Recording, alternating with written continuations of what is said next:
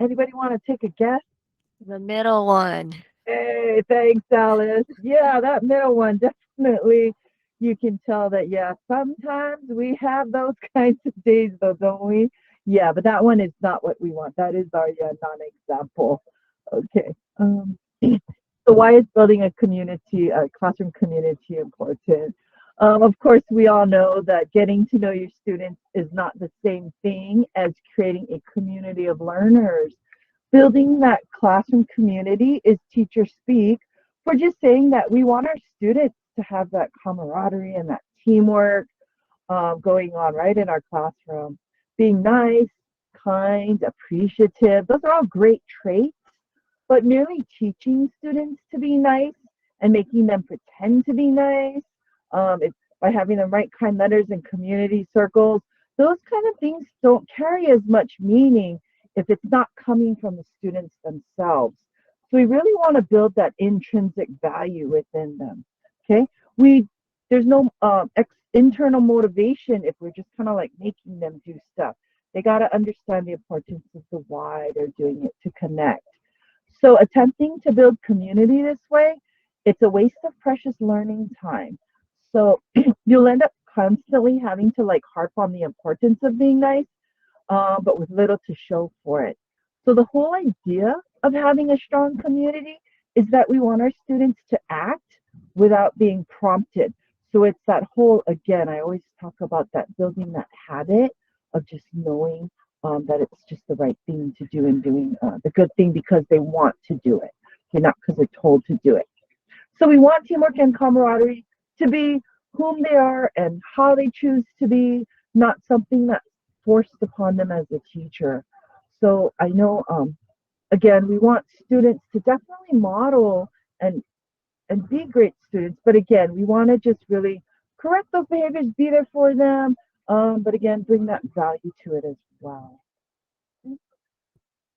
So generally, there's conditions for a classroom community, and there's three big ideas. And one is the presence of just having that enticing goal.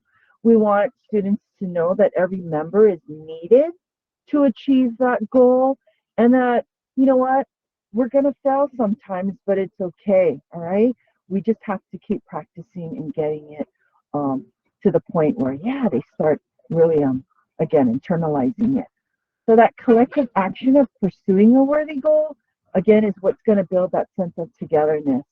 Now, it's going to take time to build a classroom community. Sorry, my dog, where students really respect each other and support each other. Sometimes I'm going to tell you, it might take you half a year, and you know, it's worth it though. Keep building and keep planning and keep practicing. Okay. Students definitely are going to find that they learn best when they feel that they're part of a community. And I know I'm repeating myself and telling you things that you guys probably already know, but again, have them be individuals, encourage that feeling of acceptance.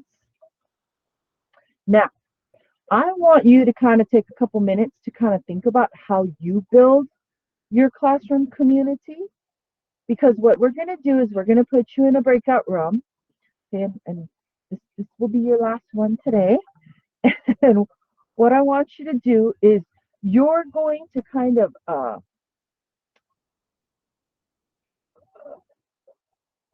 talk about how you build community in your classroom. And then I'm going to again ask you guys to come back as a whole group and to share out. You can share out, choose one person to share. So we'll kind of go through this quickly. You can share your idea, you can share what somebody else says in the group, and that's fine too. So, again, how do you build community in your classroom? Okay. All right. Shannon, can I ask you for a favor and set up those breakout rooms again? Look at that. She's awesome. Thank you.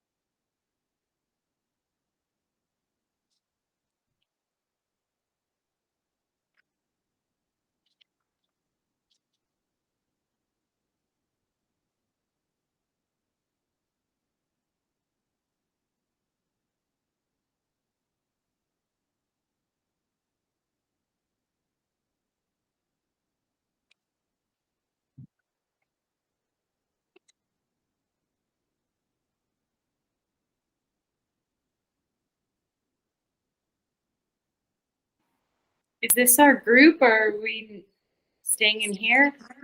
I think so. Sounds good. I was confused. I kept seeing everybody leave. I'm like, okie dokie. Well, I was left in the main room the last one, so I was like, am I doing that again? Ah.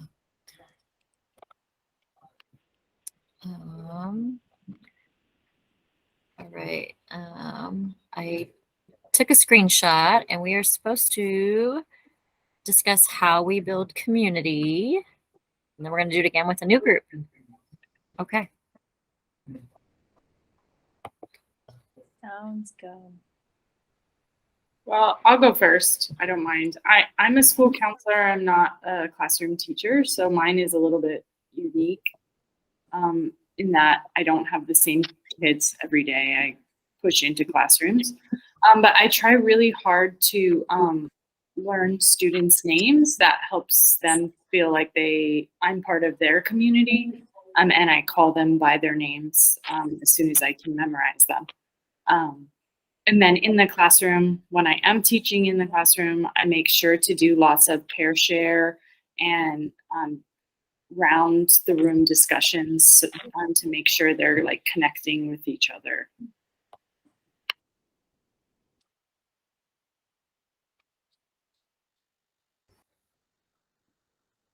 You know, I don't think a classroom community can be built like in the first couple weeks of school. You can establish expectations for it, but it has to be consistent throughout the entire year.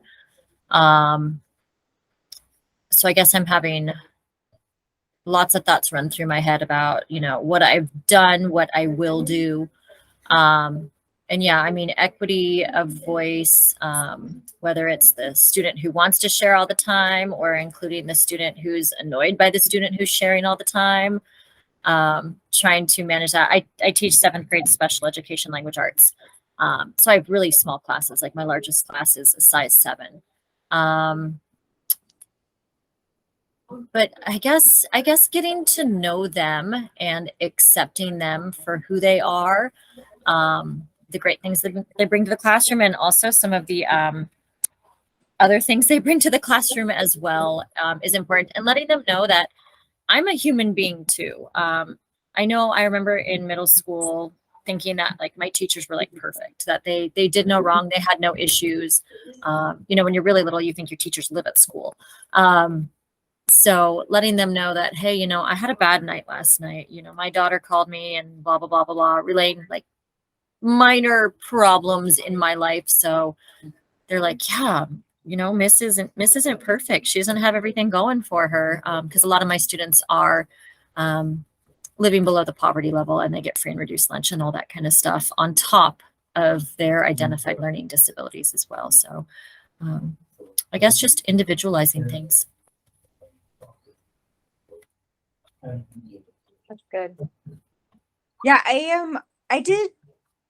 I'm an elementary school teacher. I did 3rd grade last year and then I got moved up to 5th grade this year. And I think for me, just making every student feel like they belong, because every student has their specialty, every student has their quirk, every student has their strength and weaknesses, and or even like anger issues, emotional situations going on.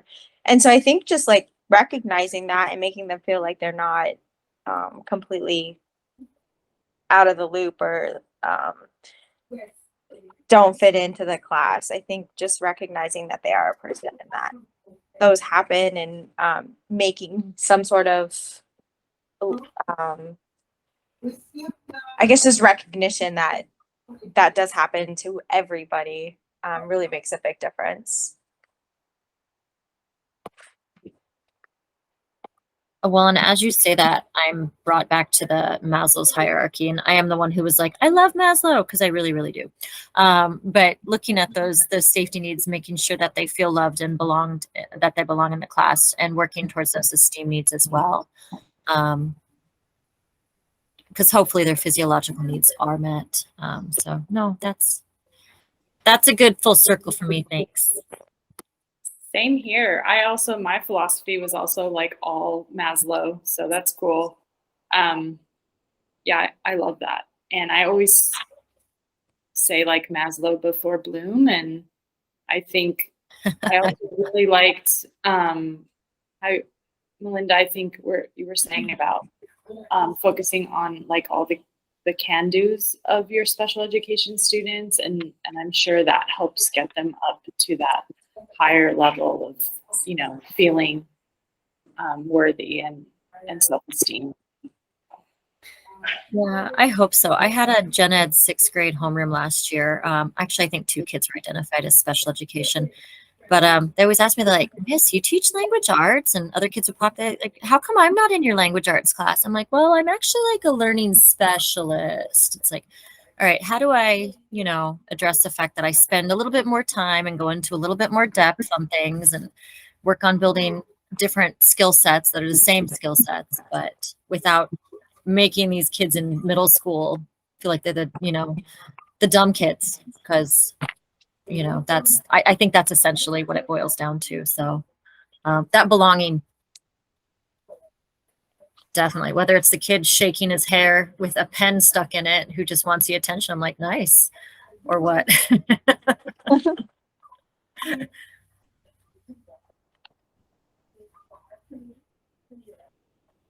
Oh, wow. Oh, okay. It's because we're ending.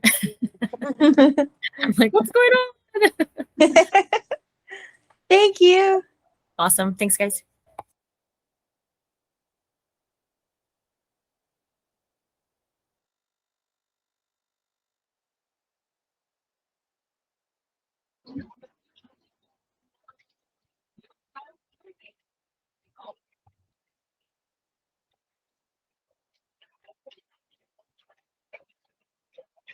Okay, welcome back, everybody. Hopefully you had some great conversations. So again, how do you build community? So hopefully you chose one person to share from your group. Let's start at the bottom with breakout 3. Can somebody from breakout 3 share?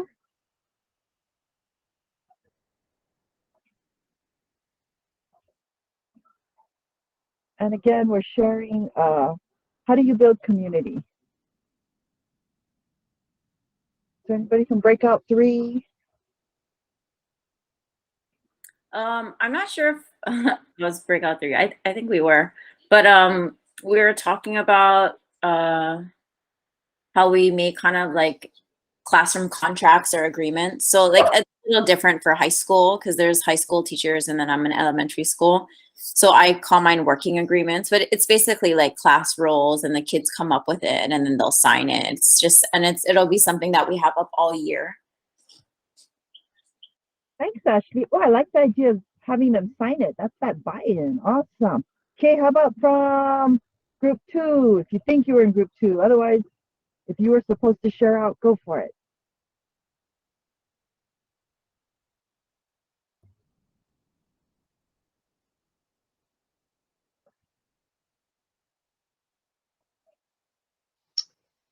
Not sure if we were group 2, but something kind of building on what Ashley had already mentioned. A couple people had talked about creating mutual classroom agreements and getting that buy-in from students. We also talked about, someone shared about utilizing Class Dojo and integrating SEL with that. So like the points were connected to whatever they're focusing as a school on SEL. So like she had mentioned kindness. And then I had shared a couple of things that I utilize from a PD, the model of Project GLAD. And so a lot of us kind of had something a little different, but I think the underlying idea was building a sense of individual responsibility in the classroom, but also a commitment to the community as a whole, and building that relationship. Wow, So thanks for sharing, Annalisa. Okay, I got two more people to share out. The main room and the breakout one. Breakout 1.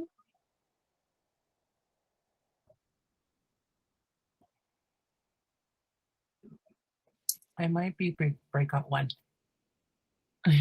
I'm sorry, went blank. But so I guess we talked about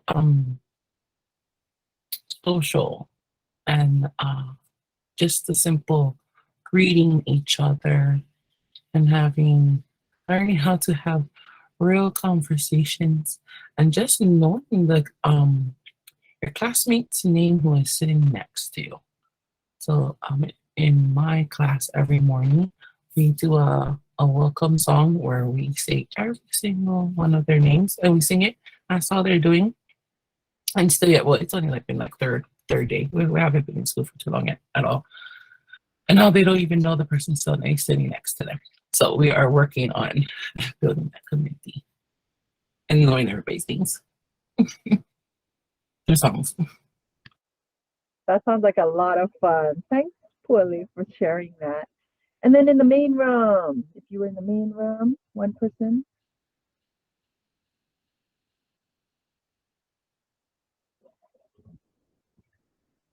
There's one group that hasn't gone yet.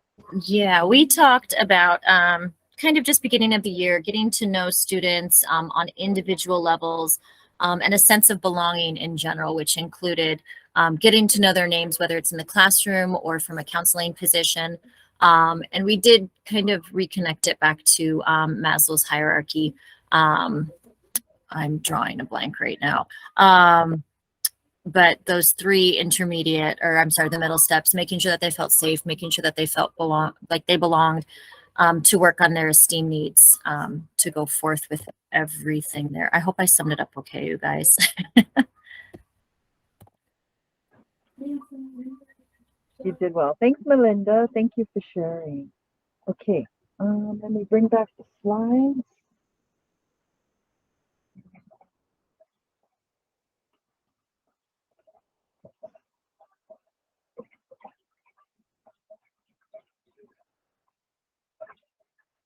Okay. Whoops. There we go. Okay. Now, instead of 15 minutes, I'm going to give you about 10 minutes. If you go into your Google Classroom, we have 4 different professional reading articles. If you can just skim through, and if you can, we're going to waterfall this now. So that means that I'm going to ask and call on each one of you to just share one thing that you pulled out of the article, something. It might be technique, might be an activity, it might be something that's kind of muddy, like that doesn't quite, that you're unclear of. And I'm going to ask you to share one comment about the article that you that spoke to you, that kind of like that you pulled out from there. Does that make sense? So again, you're going to take about 10 minutes to just choose. You can skim through all 4 articles. You can just choose one to read. Just look for some techniques and some activities. They have a lot of them that can help you to use a creative or positive classroom. And you're either going to share that out, or if something was a little bit unclear, you can ask that question about that article. Okay? Okay, so I'm going to give you 10 minutes. So at 11:33, we're going to be back to share that out. And let's see again, the articles right here.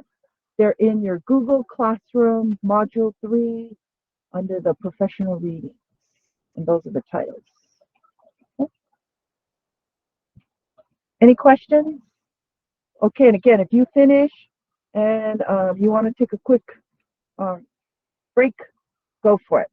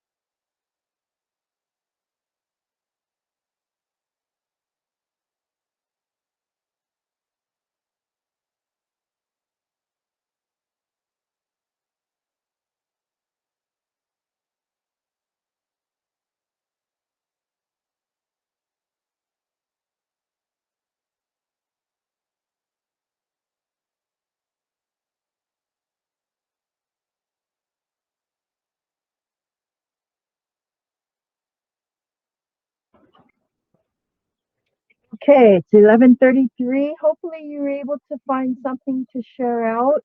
I'll make this a nice, safe environment today. So what I want you to do is, if you can, I want everybody to put in the chat.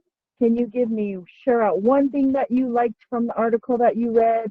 Or if there was something that maybe you were unclear about, you can put that in too, or you have a question about. Okay, so can I have everybody put something in the chat now?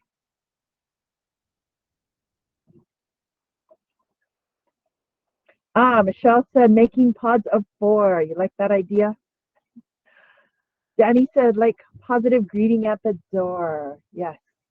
I've seen some teachers learn how to do different handshakes with every different kid. Wow, I think that's amazing. I don't think I could do that. Okay. Being human with kids will show them that it's okay to make mistakes and be themselves. I like the sitting in a circle, semicircle, positive greetings and welcome letter, positive reinforcement, prioritize classroom meetings. Success is about how students are able to work with their colleagues. Yes. This year, our school will be having an open house, and I will definitely have the class determine what they would like to present to their families when they come in. Yay! I also like the positive greetings at the door. Awesome.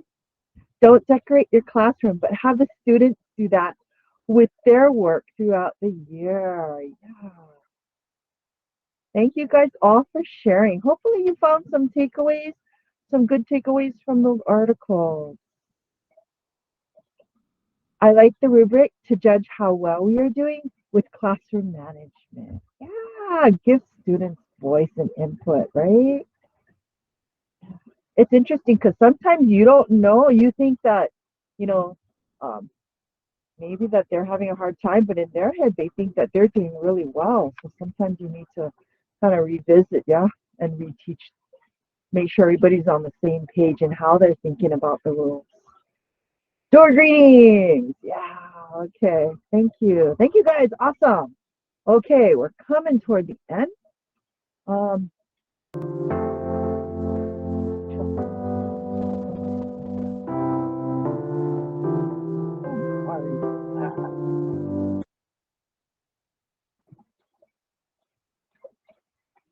Okay.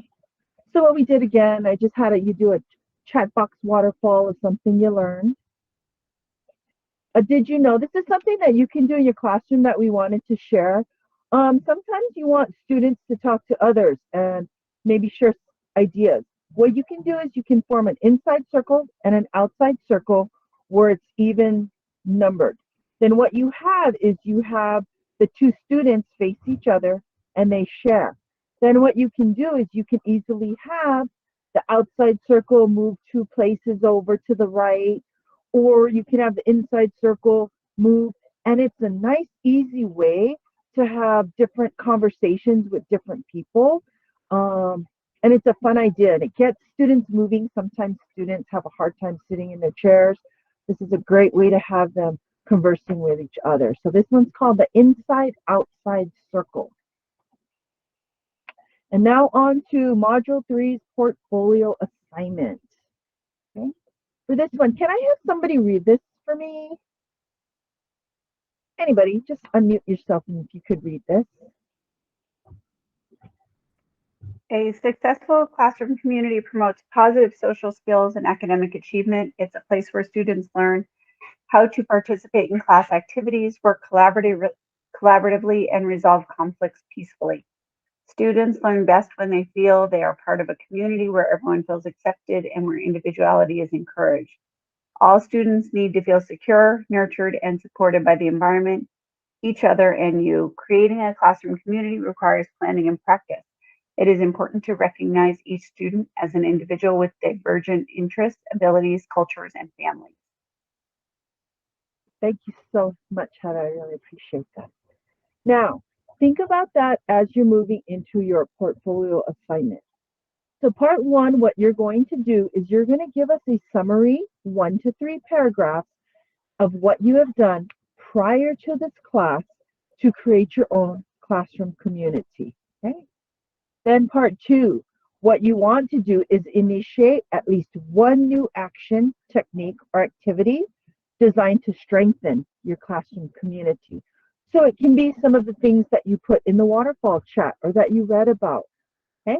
You're going to be specific when you describe the action taken. Okay. You're going to describe the results, what happened after you implemented it, and then respond to the following prompts with detailed explanation, including examples directly from your implementation. So again, how did your students respond to the new strategy? How does implementing the new strategy support and strengthen student learning? Okay. Part 3, what you're going to do is you're going to answer, how has this activity increased your awareness of sense of community, not only in your classroom, but across the greater school community? Support your response with evidence directly from your teaching practice. So again, a lot of the modules, we're going to help you by checking and reading it, but there's a final reviewer that decides if we pass the class or not, if this whole class passes or not. So when they choose those portfolios, we want to make sure that you guys are really detailed in your explanations, because this is somebody that hasn't taken this class before. So if you can really put in those details, that will make it easier for us as we're checking your entries. Okay? Now, we have here some helpful tips of how to kind of expand your thoughts. You can just kind of look through these later just to give it more detail, because again, the more detail, the easier it is for that final reviewer to see exactly what you were doing and what was going on. They're also going to look to see that growth. So anywhere where you have those reflections, and I know some of you have taken those PD classes, it's all about showing that growth and how your room is changing, evolving, how your students are really starting to take to what you're doing. And again, if you need to reflect on things that didn't work, that's okay. Just always go back to the things, and again, of how would you change it again? What would you do? Because that's all that reflective piece that we're going to need to see in your portfolio. Okay. And we are now done with modules 1, 2, and 3. So before you leave, what we need you to do for the next upcoming meeting, it is going to be on August 24th. So you'll have a little bit of time to implement some of these things and get going on those modules 1 and 3. And then what we're going to need you to do is, for your classroom rules, consequences, and rewards, that's our next module, you're going to need to bring your classroom, or if you had created online rules, go ahead and you're going to need to bring that to the next meeting, because you'll be doing something with your rules. Okay. Saturday the 27th is Saturday. There's no meeting, but we just kind of want to remind you of those soft deadlines. So if you can, we're looking at you having your philosophy, if you can have that reflective piece kind of done, so then we can start kind of going through and checking your modules.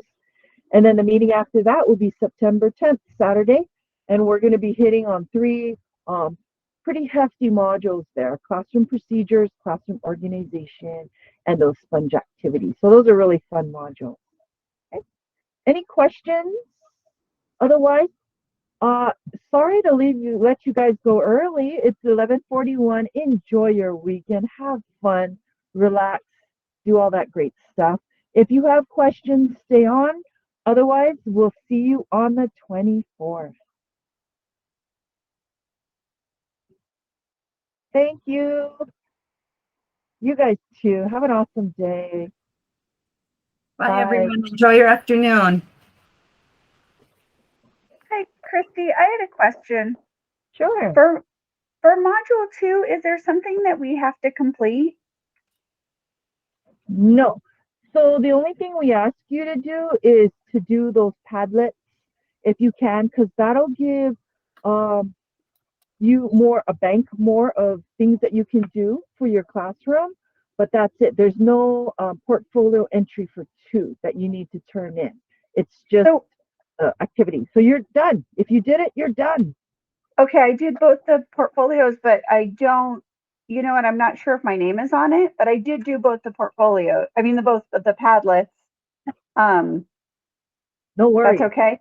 Yeah, All right. you're fine, Heather. Thank you. and then just one more quick question for this one. We're not doing open house this year. So what I wanted to do for one of my community building or SEL activities that I was kind of thinking about, and then as I was looking through this, and I was reading in one of the articles, they were talking about for open house, let your kids present it, and somebody else mentioned that. And so I was thinking of doing kind of a slideshow that the kids create. Can I do something like that for my community building or my activity that we have to do for this? Totally. Okay. That'll work. Are you gonna Okay. have them like share and take a look at each other's? Yeah, of course, they're going to build it together, or they're going to build it probably with a partner. And then I'm going to give them pictures of different things around the school and the classroom, and then let them describe it. And I'm not sure exactly how we're going to do it, whether they'll do it as like a Flipgrid or something like that I can attach to it, or a little video so that they're talking about it and they can share it, what they know about it. So they'll have had either written something or have presented something about the, Right. That about sounds like the- it fits, yeah, it sounds like it fits perfectly. okay. Yeah. All right. I just wanted to check and make sure that matched what you were looking for. Thank you. Yeah. Thank you, Heather. Have a good Bye. weekend. You too.